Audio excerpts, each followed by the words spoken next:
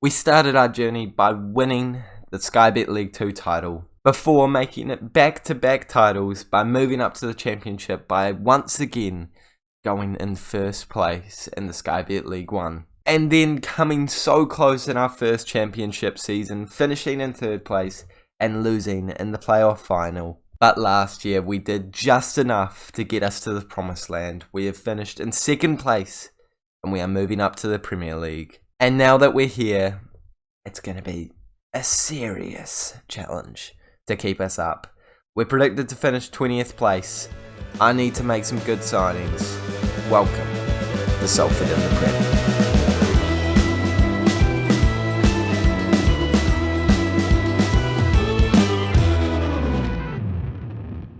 Hey guys, and welcome to the first episode of the FM22 Salford in the Prem Save with me, Raxo FM, where today we are in the Premier League officially. Look at us, all the way down in 17th place. I mean, that's the position we realistically do want to be in at the end of the season as well. But obviously, based off the season preview, it's not where we're predicted to finish. But the transfer window is open. We're going to be making some deals, and we are hopefully going to be able to stay in the Prem this year. If you guys are excited for this save, please make sure you smash the like button, as well as subscribing to the Rax FM YouTube channel so you don't miss the daily Football Manager content coming your way with this series, as well as transfer guides here and there. Can we please smash 20 likes on today's video to celebrate the fact that we are starting a new series, a continuation of the Salford City Road to Glory, but now that we're in the Prem. Of course, I'm going to try and get as many likes and views as I possibly can. And you know that episode 1s get you the likes and views. So, it was only logical to make this decision. And because we are in the transfer window, I think we should go over what we have done since last time we saw each other in the window.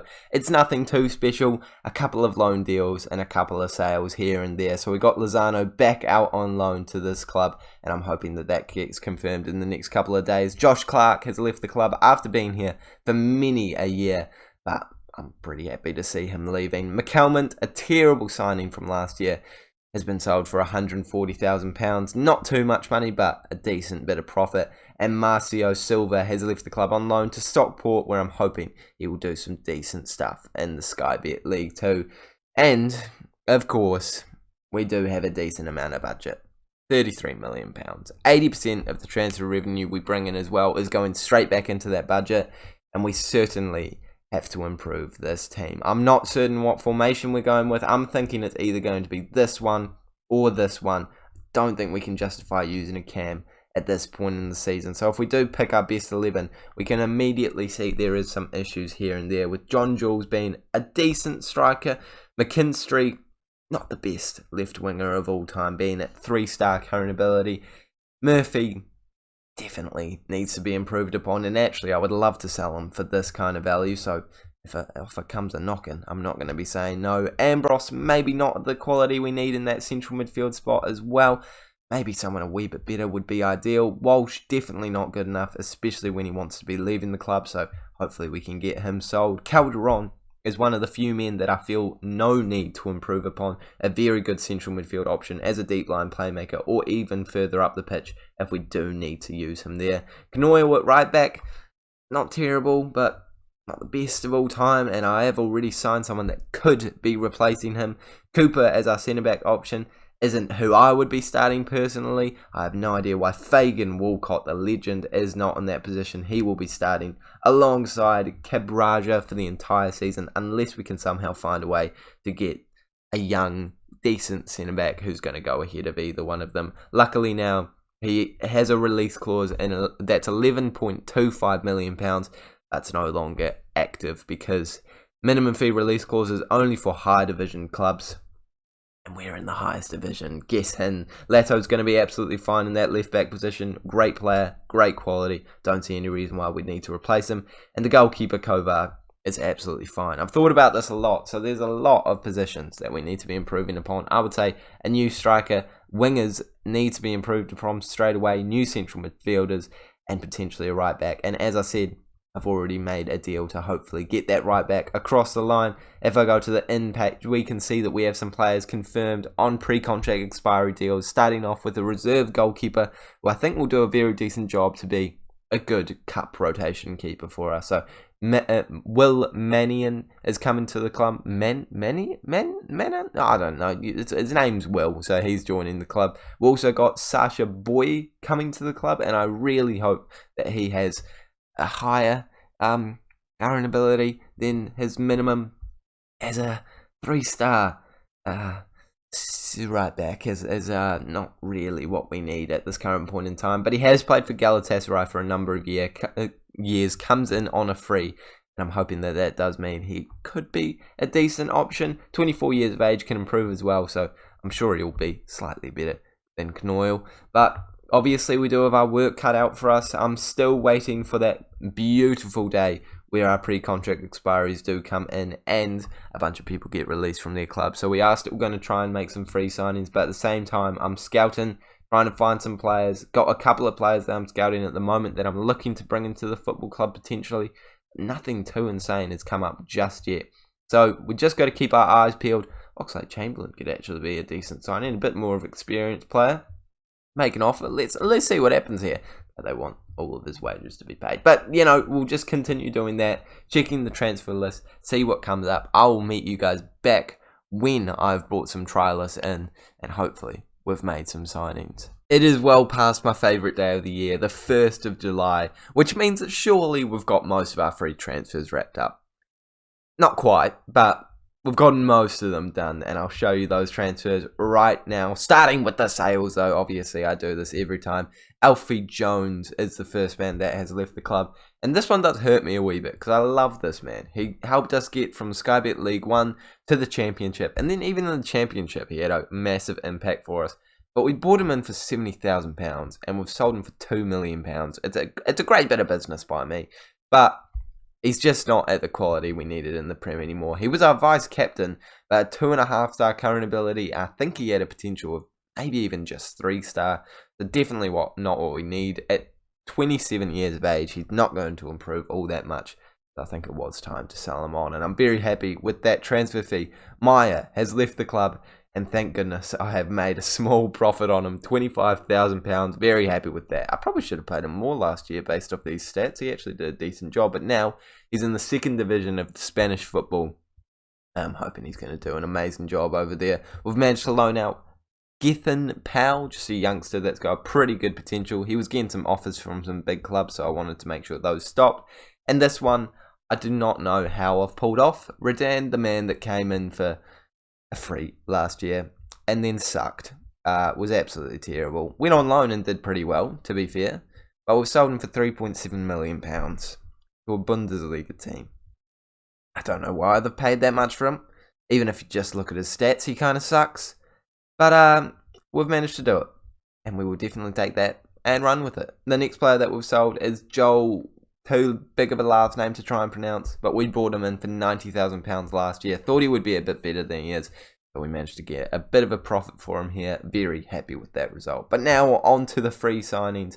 William Mannion is the first one to come into the football club. I think you already knew about him. I'm pretty sure I let you know, but he's a goalkeeper for us. I think he's going to be a really good rotation option. Could be potentially pushing for that first team spot, but I think he's going to be more of a cup goalkeeper and a very solid one at that. The next player, again, someone I believe I've let you know about, Bowie has come into the football club, and to be honest, I did really want him to be a bit better. He is considered to be as good as Knoyle in terms of star rating, but I think he's better, especially being 24 years of age and having a bit of potential.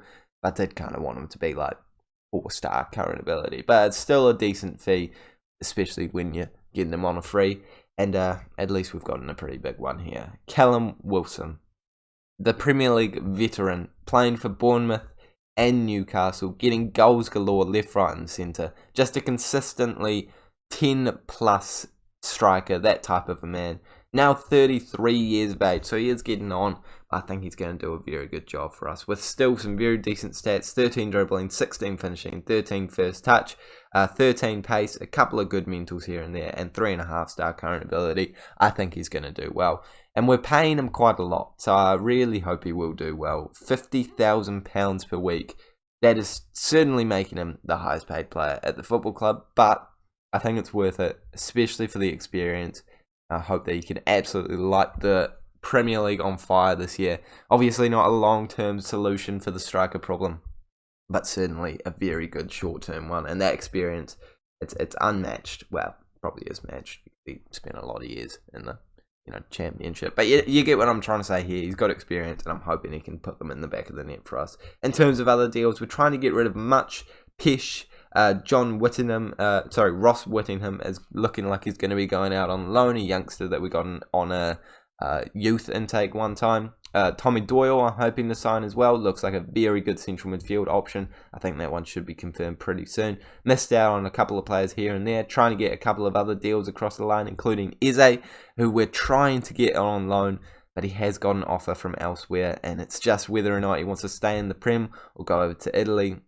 It's his decision, realistically. Barlow looks like he's going to be joining the club as well. Work permit just needs to be finalised, so that's only going to happen in a couple of days. Levert is another one that he's got options from elsewhere, so he needs to pick us if he wants to be coming into the Premier League. Well, all of his options are in the Premier League, but he still needs to pick us. And at this point in time, just about everyone that comes up on my scouting report is good enough to be in our first team. So it's now a bit of a blockade in here.